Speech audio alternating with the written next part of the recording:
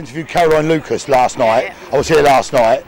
I'll say last night, early evening. So don't you have to give me a name or anything, but just yeah. I mean, basically, just what's your view on this? Well, this is a fantastic tree, and Brighton is one of the last redoubts of elm trees, and we really need to keep them. And local people, and I'm a local, up in arms about the prospect of having this tree cut down with almost no consultation. Brighton has spent an enormous amount of time and effort trying to save its elms from Dutch elm disease. 30 years ago it had a very enlightened council that made sure that we have all the elm trees, and now they want to remove a healthy tree, and that I think is pretty unforgivable. Well, so I'm of the opinion that this is a healthy tree. It's got a bird box there, so there's no nesting birds which return every year, I should think. Possibly. So basically, I've seen a few blue tits prospecting already while we've been here all week. Oh really? So, but you'll have further birds up in the canopy as well when it comes into bloom. Possibly. So basically, what they're removing is not just. It's important to the local wildlife and to have. And also just the look of the place. It's the biggest, most significant tree in the area. You look from any angle around the Seven Dials, and that tree is what draws your eye. It's a beautiful tree. Yeah, it is a beautiful tree. I totally agree with that. And a lot of people put up protests around it. But what's this fencing for? Is this the council's business? This is the council closing off the road, ready to do the first stage of the works. Right. Now, officially, the tree was scheduled to be cut down earlier this week.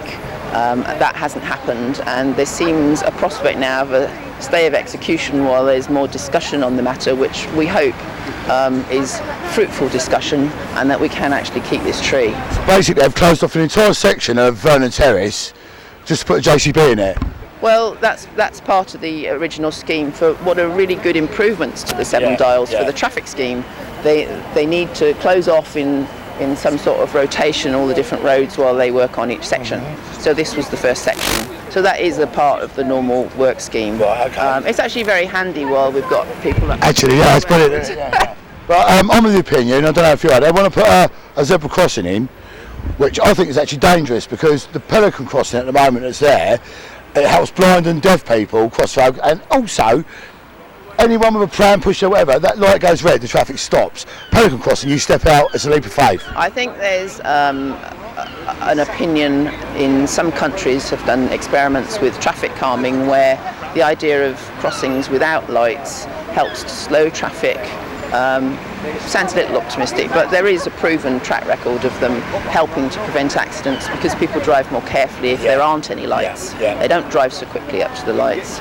So that isn't really an issue that for me, I'm really interested in the tree, but there are people who are very concerned about losing pelicans, particularly as there are quite a few disabled people around here. Yeah, and some of the opinion that they're saying, and it's probably right, if you come around there in a car you won't see the pelican crossing, zebra crossing.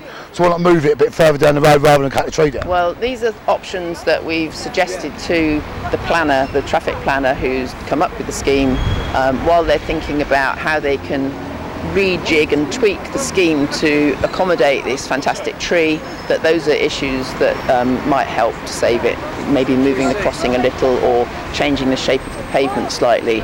So we want something that is obviously safe for people, that's paramount, but we think that is not mutually exclusive of having the tree. We think the tree can be there too. Now, I've lived all my life in Portslade, right, and I only found out about this 2 days ago. So basically the council, they might have consulted people in this area, but surely this is a stepping stone that everyone should have a consultation.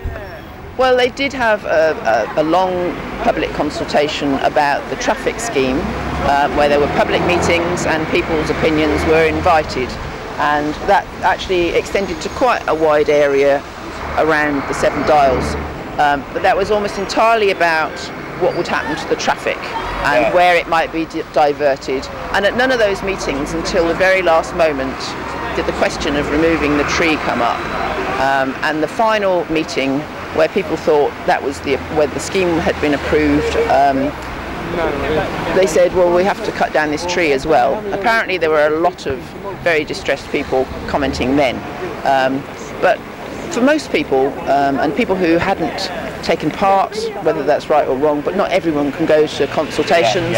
And for most ordinary people and the people that were interested in preserving wildlife and trees in Brighton, they really didn't know anything about it until about a week ago. So basically, what it's sensible a Green Council should be really looking after our trees is, I think it's a bit hypocritical. I mean, there are obviously lots of other issues that they have to deal with, but it's sort of contradictory to be cutting down trees if you're green. To their policies. Okay, well, thank you very much. You've been very kind, and thank you for your frankness.